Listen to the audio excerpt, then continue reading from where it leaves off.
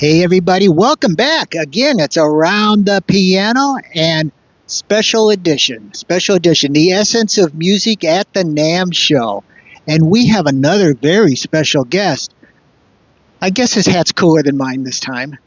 But we'd like to welcome Dave Wish of Music Will. And Dave, we always like to start out, give us a little background and tell us about Music Will. Sure. So I started teaching first grade many years ago in the 1991, and I was a teacher in the murder capital of the United States that year, which happened to be East Palo Alto, California. But even though the community was kind of troubled, I just loved that community. I loved the kids, and so I started teaching first grade, but there was no music program. So I started giving, and I'm a guitar player, so I just started giving free lessons to my first graders, teaching them to play the music that they knew and loved. So I asked them, like, what do you like? Oh, Selena, Ricky Martin, the Backstreet Boys. Well, all right, I'll show you that. So it just started as a volunteer thing, one class of my first grade kids after school. But the kids started like writing their own songs. Remember, these are 6-year-old little guys. Writing their own songs. We would do these concerts. We started selling tapes of their and CDs of their original music, and it was novel back then. It was like 96 or something. Not everyone could make their own CDs, but I had a CD burner. And then we started sending that original music out to local radio stations. They started playing it, and local artists started coming by and visiting my school. Like Carlos Santana came, John Lee Hooker, may he rest in peace and power, Bonnie Raitt. And basically, more and more people started buying the music the kids were writing. I started opening up more and more classes. I was giving free classes every day because the second graders wanted to be in my guitar class, or the third graders, or the fourth graders, or the fifth graders. So I was doing a free class every day before school, every day after school, and even at the height of it during my lunch hour. And then it got to the point where I couldn't take on any more kids. But I didn't want to be the guy who would say, like, oh, sorry, you can't be in music class. That was not my whole purpose. So I started recruiting other school teachers and saying, listen, I can give you instruments. I can give you my curriculum. All I need is you to donate your time. And so and I started doing that after, around 2000, 2001, training other teachers. And then it occurred to me, wait a minute, I love teaching teachers and equipping them to do what I'm doing almost as much as I love working with the kids myself. But if I train those teachers, then it's not just going to be me. It's going to be me and a whole group of teachers, and many more kids could be served. So in 2002, I left teaching at the summer, and I founded Music Will. It was not originally called that. It was originally called Little Kids Rock. We changed our name 2 years ago. And since that time, Music Will has trained and equipped over 6,000 music teachers across the United States in over 6,000 schools. Currently, right now, we're in over 4,000 schools, and we serve 800,000 students each week with music classes and instruments directly in their schools, delivered by teachers that work at those schools. That is awesome. And we've got on the screen there the website, but tell us what the website is where people can go to get more information. Sure, it's musicwill.org. There's a lot of free lessons there for anyone who wants them, and a lot for free lessons just for you if you want to learn to play, but also for kids and teachers around the country. So, and we're on Facebook and all that, and Instagram. So the org is Music Will. So you can find us at all those places.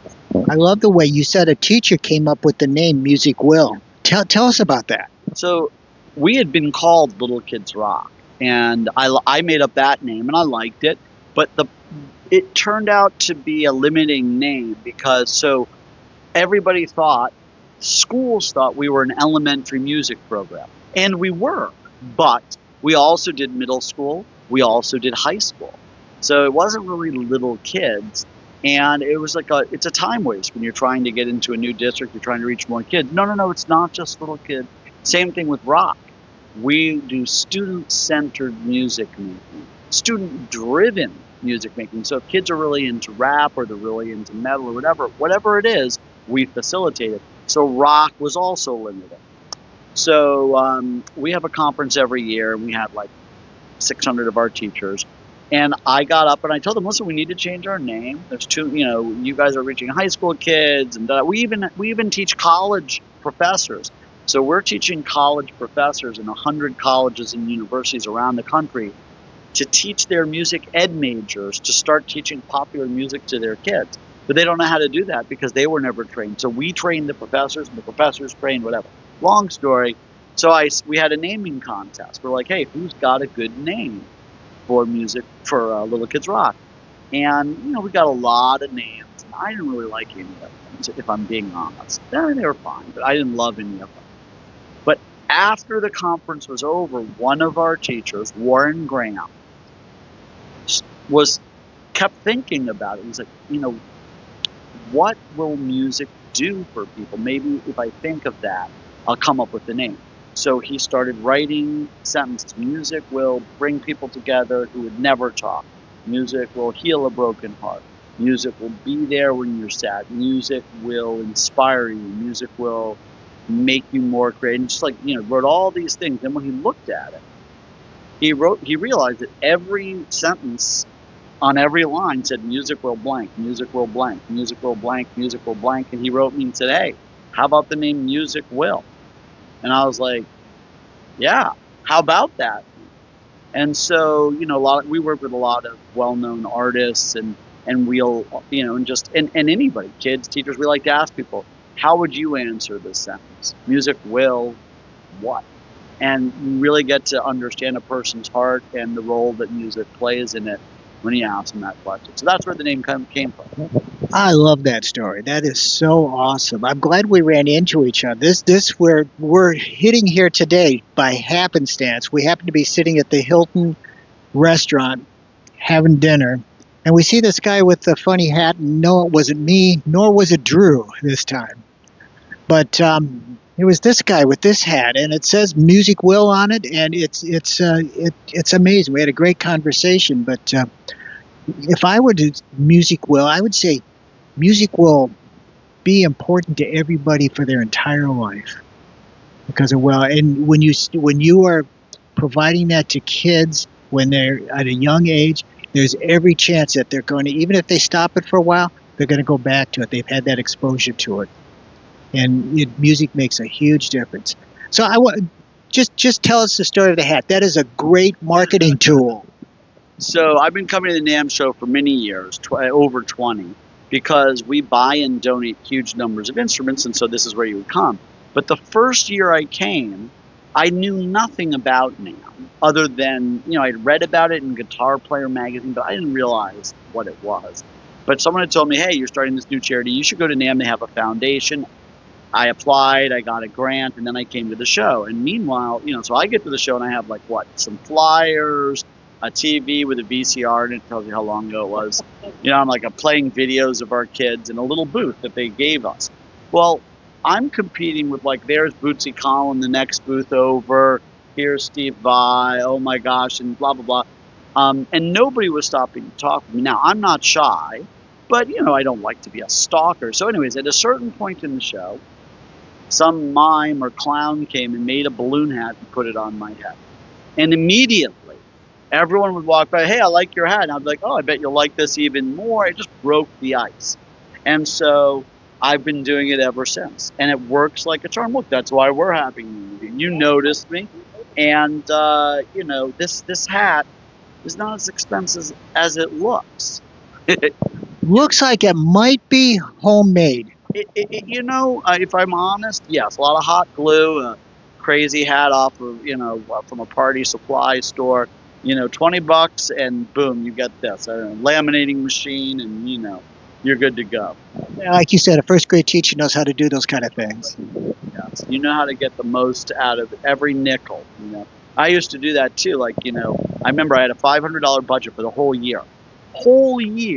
Every paper, every pencil, every crayon. And I used to do tons of art with my kids. So, and I would do thematic teaching. So one year I turned my entire classroom into a tropical rainforest. And all of our curriculum was through math, whether it was math or literature, reading, whatever, it was all themed on that. Well, how do you turn a room into a tropical rainforest when you have a budget of $500? You go to the local carpet store and you say, those big toilet paper rolls you have that you have your carpet on, can I have those? Sure. So, those became the trees. And hangers with paper became the leaves. It's like, and we built it with the kids. Or the kids built it. I mean, to me, I also, by the way, I like to tell people I was an expert in first grade. I took it for 2 years. I was that good. True story. And I taught it for 10. But I knew what it felt like to feel like this whole school was not, this is not built for me. I am here to do what they're telling me to. And I'm supposed to serve them, I guess. I mean, you're 6, you don't know any better. I just didn't feel like I was important to anything that was happening. And I remember the teachers.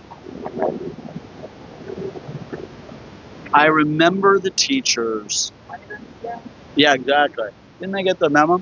But I do remember the teachers that were not cut from that cloth. The ones that really saw me as an individual and all my peers. And there's lots of them, but I am very committed to the best way for children to learn is to be motivated and inspired and to lead their own learning. So you can have all the greatest content in the world, but if you don't have a way of delivering it that comes across for kids, and the best way to get them inspired is to know who they are. So my music program became all of that. And that's inspires me to this day. That's awesome, and obviously that there's a lot of big story inside that tall hat. So that's pretty awesome, and some cardboard too. You got something you want to show us today that's going to be revealed and ready to go very soon. But this is going to be the most compact drum kit you have ever seen in your life, and it doesn't look like a drum kit; it looks like a footstool. Why don't you show us that and let's pull it out? It does, yeah. Or a cooler. You can put a couple sodas in here, Yeah. Or a camping toilet, Drew says, yeah. Small one. Yeah, a small one. You got to be outside, far from everyone. Well, it's for the kids. Yes. So the story behind this really is that we give away thousands of instruments every year, and our teachers typically will be reaching in their classes 20, 30, 40 kids at a time. So I would go into music world schools and I would see 20 kids playing guitar or ukulele or dancing or singing, but always with the drums, there'd be one drum set and then a line of kids who wished it was their turn. And there's a lot of good reasons for that. They're too big, they're too loud, they're too expensive. We're donating all of these. I can donate 6 guitars for the price of 1 drum set. But although those are all good, they're all understandable reasons. I shouldn't say they're good reasons. They're understandable, they're not good. Because if I'm a kid who wants to play, I don't care. I don't care that it's too big. I don't care that it's too loud. I don't care that it's too expensive. I just care that I don't get to play it. That's what matters to me. So, the saying is necessity is the mother of all invention. So I started looking, is there a drum set that's really small, really quiet, and really inexpensive? The answer was no. So I started going into my basement and my wood shop and chopping things up and gluing things. And after many years of doing that, can we see this here, Drew? Up here? I'll put it up here. How's it? Looks good. So not only will I set it up on this table, I will play it on this table. Yeah, because this is the first for Around the Piano. We've never done this. All right, so here goes. This is the lid. Out comes everything you need to play drums. You got your sticks, you got your tom, you got a snare, you got a ride cymbal and a stand, you got your pedals. You got a rabbit in there. Exactly. Well, this is like the clown car of drums, basically. And now you're Mary Poppins. Well, my daughter calls me Bert, who is the guy from Mary Poppins. Let's see. So this This needs to go. All right, so now all these things attach. Over here is the kick drum, and this just goes in here like that. That's the who's what's it, the kick pedal. The who's what's it is the technical name. Your listeners will know. Over here comes out the component line, and this is sort of like an erector set for drummers. You can make this as complicated a kit with multiple pieces as you want, or you can make it relatively simple. So I'm going to set it up with just one tom and a snare, but you can have multiple toms. Here's the hi-hat. I wish my son Jason were here. He's a drummer, and he would love this. Well, he'll be able to see one very soon, hopefully in a music store near him. So here, let's see. There's that. Here comes the kick pedal. I'm going to put the kick pedal here. Now, one of my favorite parts of the kit is about to come up. Let's see. Here we go. We're going to do. Here comes. We'll put a little tom here. We'll do the cymbal coming up. The cymbal. Now the drum set is basically set up, right? But I am missing two very important things. My sticks, so I got the sticks, and of course sticks roll all around the classroom if you've got 30 drum sets. So that's my stick holder. I'm still missing one thing. What are you missing there, Dave? My throne. And so this is my favorite part. By the way, I did not invent this, but the first time I saw it, I'm like, oh man, I really hope it fits in the bucket. And it turns out that it does. Now, let's see. This does look like it's going to hold you. There's supports under there, folks. Don't try this at home. And now,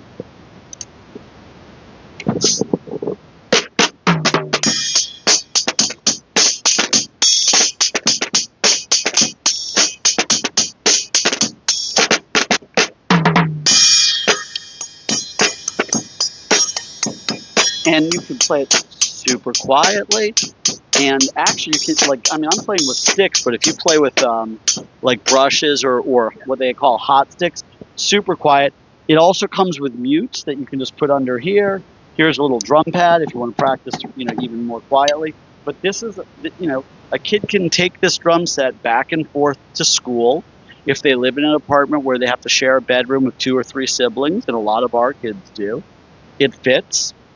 It only takes up this much room. Could be, your nightstand. Put all your things in. And so, our dear friends at Nuvo are manufacturing this for us. And every time, so we're going to begin donating these to our schools all around the country.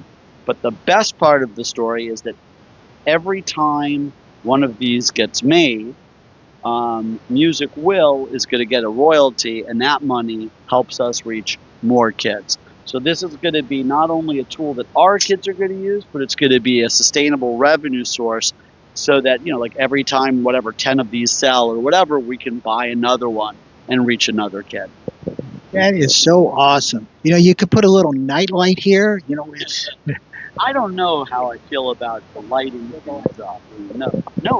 You can put cowbells or go-go bells. Yeah. You can put, there's also these other arms. This is, you really can go bananas if you want to and make it like your own, Neil Peart, from Rush kit, or you can get rid of all of this altogether, and then you have 3 basic things you need: a kick, a hi-hat that has the 2 positions in the snare.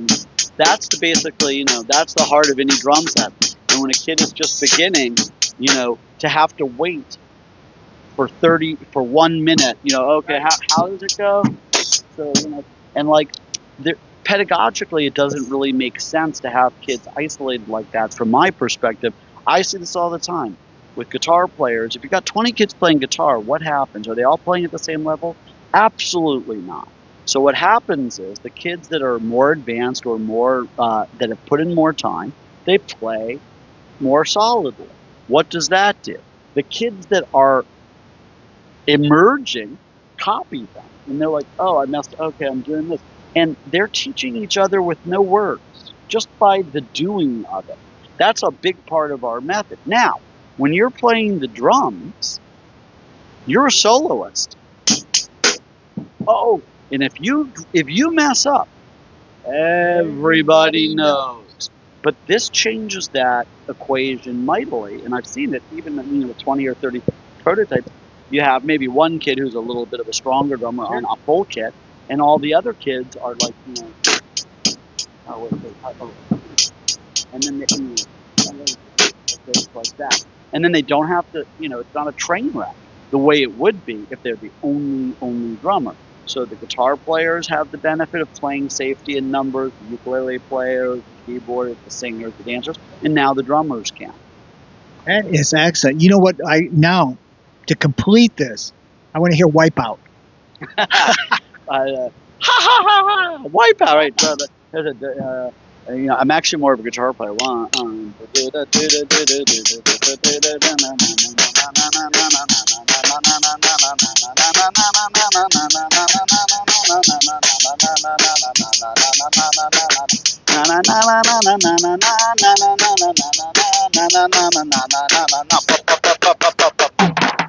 Now that's the part I can't really do. And I need more time. I would need more time.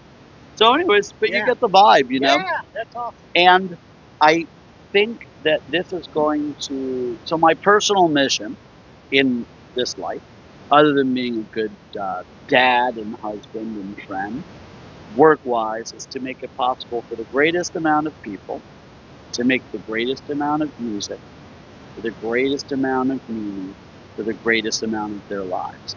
And it is my dearest hope that this zip kit is going to be another way that happens. I mean, that's why I started Music Will. But this is, I think, going to be something that is going to bring a lot more people to drumming, because there are a lot of reasons people don't play the drums, even though they really want to. They're too big, they're too loud, they can be very intimidating. This thing is so cute. Like, kids are often too shy, but look, the whole thing, you can pick the whole thing up with one hand. You're like, okay, hey, why don't you guys go pop it over there? And that's like a game changer. Oh, and then the other thing is, do you guys know what universal design is?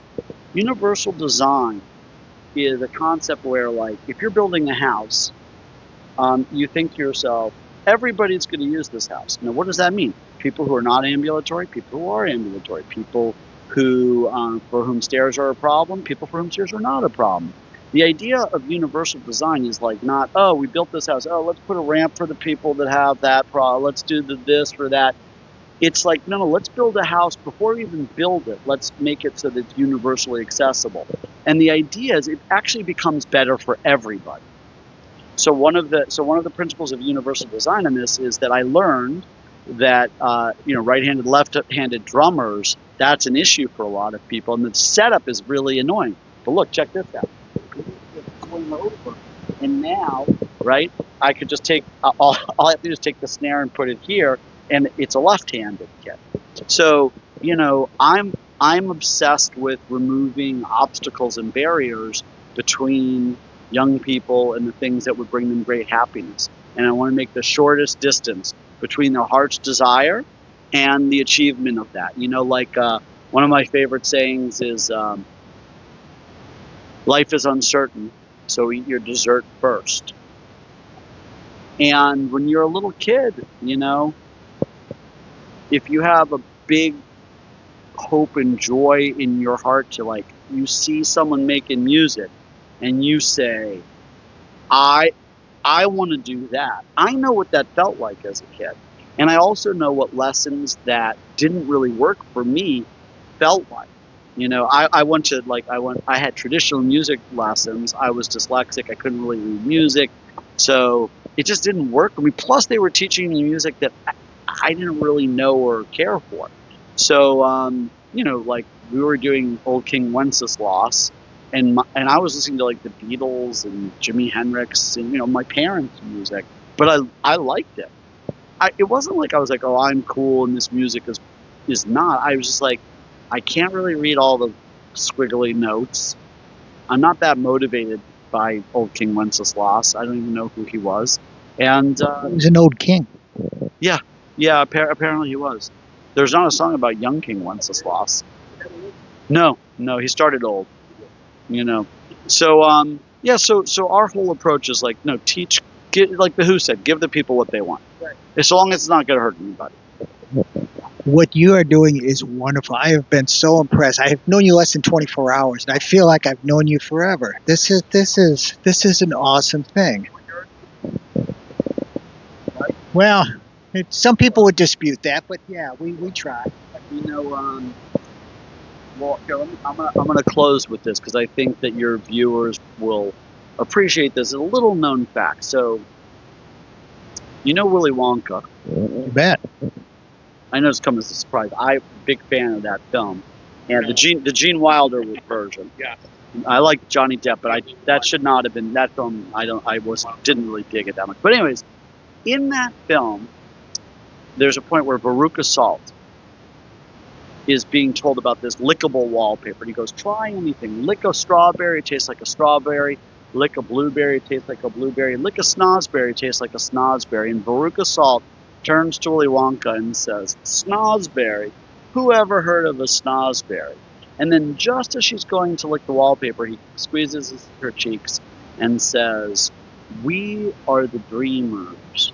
No, we are the music makers, and we are the dreamers of dreams. He said just that line. Now, I've been obsessed with that film ever since I was little, but when I grew up, I Googled that, and it turns out he didn't say that. That's a line from a poem. And the poem, the first stanza of that poem goes, we are the music makers, and we are the dreamers of dreams. World losers and world forsakers, upon whom the pale moon gleams. Yet we are the movers and shakers of the world forever, it seems. Now, the reason that's relevant is that the term movers and shakers first appears in the English language in that poem. And he was not talking about Wall Street power brokers or politicians. We are the music makers, and we are the dreamers of dreams.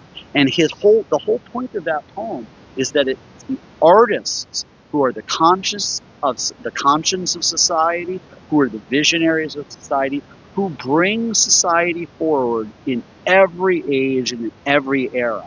And if you've had that benefit, I mean, you don't have to be a music maker yourself, but that's what music does for people. And if you've felt that yourself, you know it to be true. So I love that poem. I love that saying. And I just love making sure that, the greatest number of people get to the greatest amount of music for the greatest amount of meaning for the greatest amount of their lives. My small contribution to making planet Earth a more harmonious place. And I'll end with my favorite quote. Favorite quote. I notice I've said I'll end. I always say that, and I keep blah, blah, blahing. But Drew does this as well, so we're used to it. Well, okay, good. So Pablo Casals, who survived fascism in Spain in World War II, at the end of the Second World War, he's a very famous cellist, one of the greatest cellists in the world at the time, said, you must work. We all must work to make the world worthy of its children. And it's true. It's very true. Get political, but we would do well as we look at ourselves first and others. Am I making a world? Am I contributing? Am I helping create a world that is worthy of these little miraculous beings, or am I not? It's not hard to tell. And that would be a great goal. If all the grown-ups could just do that, the world would be a much better place. It certainly would, because we wouldn't be distracted by the things that we're distracted by. And also, yeah, like, it's not hard. Wait, is this going to be like, okay, I'm doing this thing that's going to damage whatever, the future of kids. I'm not going to do it then. That would be good. That would be good. I'm supportive of that. I think we should end on this, though. Please. Let's do a close-up of the hat. We got to get the hat up close. Screen close up. Right there. Get that QR code there. Yeah. All right. Thank you so much. That Oh. was awesome. Thank you, Dave. We appreciate you. I appreciate you. And make a website. musicwill.org and Facebook Music Will, Instagram Music Will, WILL. Be musical, be cool, and see you next time. There you go. Thanks for being with us on Around the Piano, except Drew has a question. Here we go. Well, not necessarily a question, more of a statement. I love the fact that you're saving the world one student at a time. Because, listen, my mother was an educator of 45 years, Catholic school system. She wanted all the problem kids. She was the one that stayed late hours after school to help them, to give them a purpose, right? I love the fact that that still exists, and I see that in you, and I love the fact that you said that there's others out there, because looking in the world of today, some of our educational system is a little bit questionable. So if you're a teacher out there, keep on keeping on, as Tim would say. And listen, folks, it's your boy Cappuccino behind the camera. If you like what you see here today, go to the YouTube channel, hit it on the old Google box there, 216 Creator Studios. Go to that live tab, like, share, subscribe. Make sure you ding that bell for future notifications. We do appreciate it. And music will make the sunrise. Music will make the sun set. It will calm the beast. It'll motivate you to lose weight. I love the fact. I love the concept. You're an awesome, awesome man. Keep on keeping on what you're doing, my friend. Stay tuned. NAMM 2025.